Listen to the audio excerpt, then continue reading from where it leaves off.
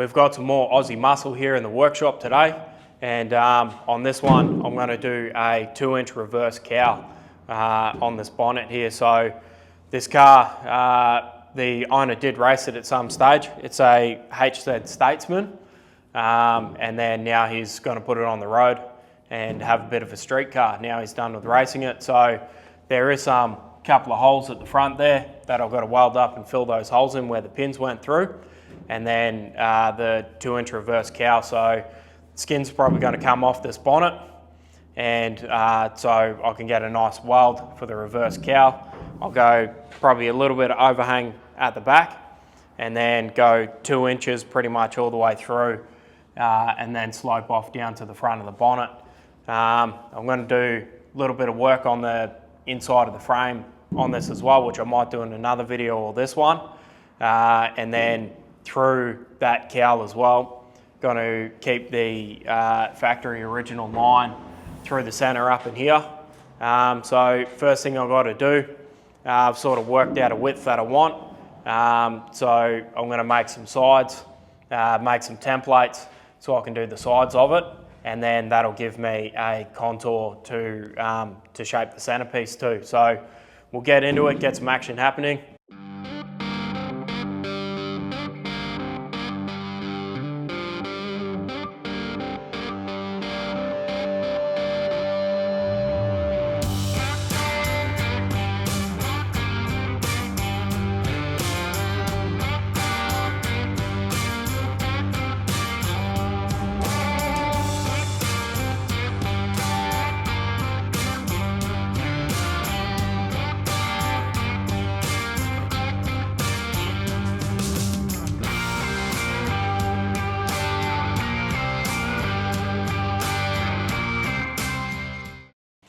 Template's done for the sides, so blanks are cut. I've cut a blank for the center and then 2 blanks for the sides, and I've done the template and I just laid it on the car and then ran a pen along the actual shape of the original bonnet.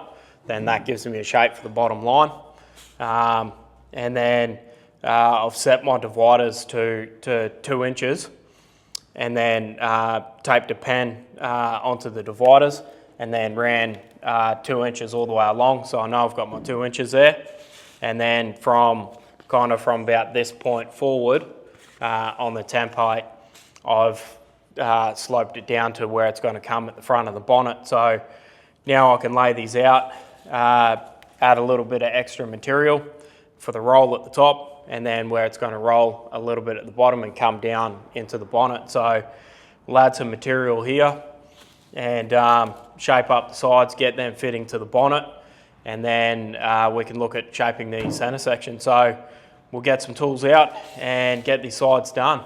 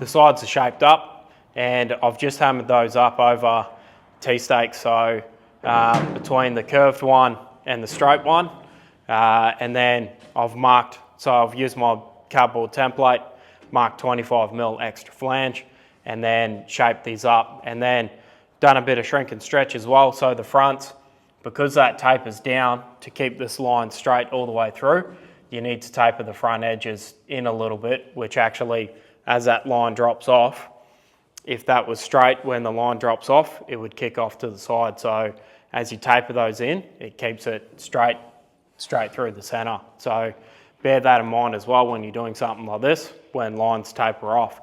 So shrunk and stretch, hammered up over the T-stack dollies, and then now get to use the big hammer and shape up this center, and then make some tooling for the center line on this as well. So it'd be fun to use the big hammer. I haven't used it yet, shaping something big.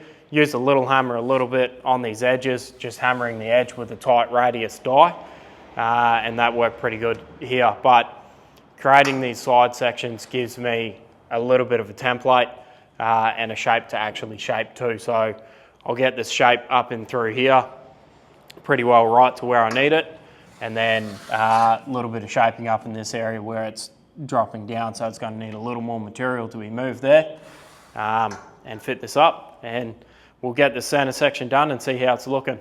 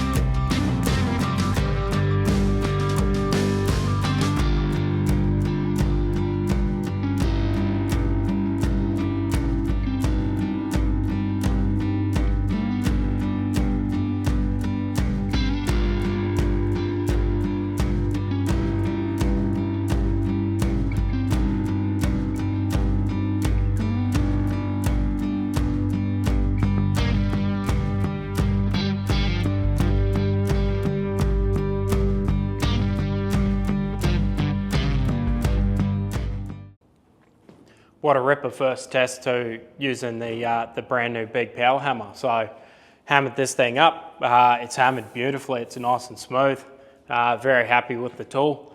And yeah, so I've added a little extra shape up in this zone, because as a shape in your form, as the shape rolls down, it will flatten out. So in that area, as that comes down, that needs more shape in that area to keep the consistent curve all the way through. It's quite a low crown, this one, but man, that hammer's done a perfect job of this, so very happy. And I've used the nylon dies for this center line all the way through, and it worked great with the nylon die too. I love the nylon dies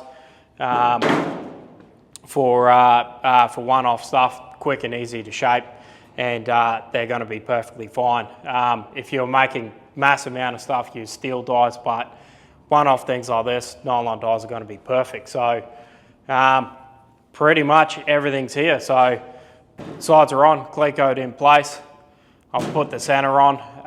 Now I just need to file up the edges of the center panel, and then we can chuck it onto this job, do some scribe lines, tack it in, weld it up, and then this section's done, and we can move into taking the skin off, doing the inner frame, but I'll probably do the inner frame in another video.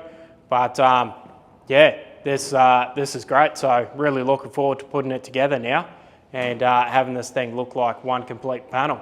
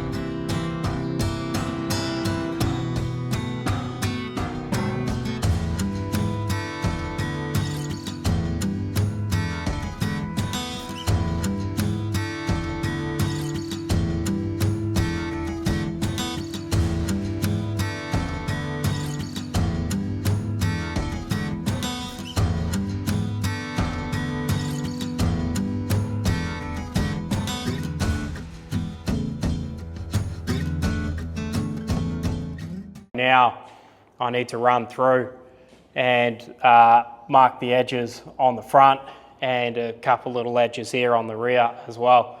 Then I can fold it over, and then that way when I fully TIG it in, that new front lip will be a folded edge all the way over.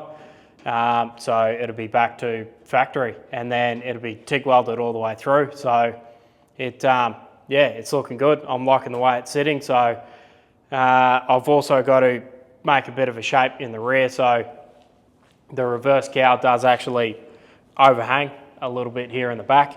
So I just want to do like a nice sort of little bit of a curved area on the edges of that from the edge of the back of the bonnet edge up to where it overhangs through the rear. So got to turn those lips. I'll probably do like a little 5mm turn, just enough to keep the shape in the rear. And then the flange width, which I think is about 12mm in the front. So flange width in there, little fold through the rear here, and then fit this thing up, and it's basically fitted in here and looking in the right shape that it needs to be. So just a couple other things, and then we can look at actually welding this to the skin and doing some stuff, a bit of work on the inside of the frame as well. So we'll get into it.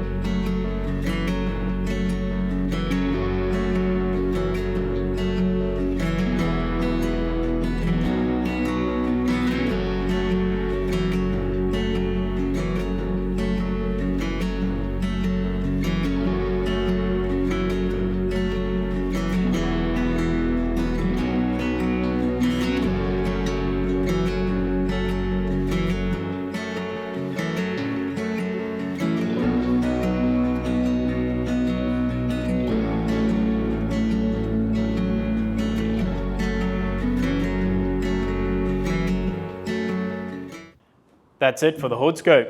All the edges are turned. I've done this little extra bit here in the back with that little flange to just give it a bit of strength through here, and then done like a little bit of like a arched sweep where it comes up to that little bit that extends over the back of the bonnet. So I think the scoop's looking good. It's a nice little 2-inch scoop, so 4 inches is a little bit too much, and I think 2 inches just looks really nice on this.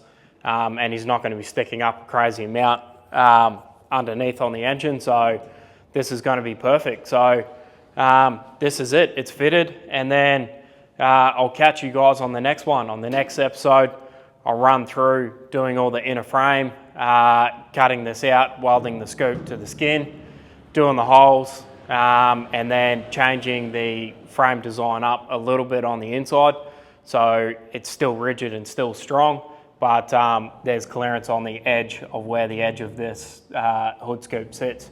So that'll be it on the next one. I hope you guys enjoyed, and I'll catch you on the next one. Cheers.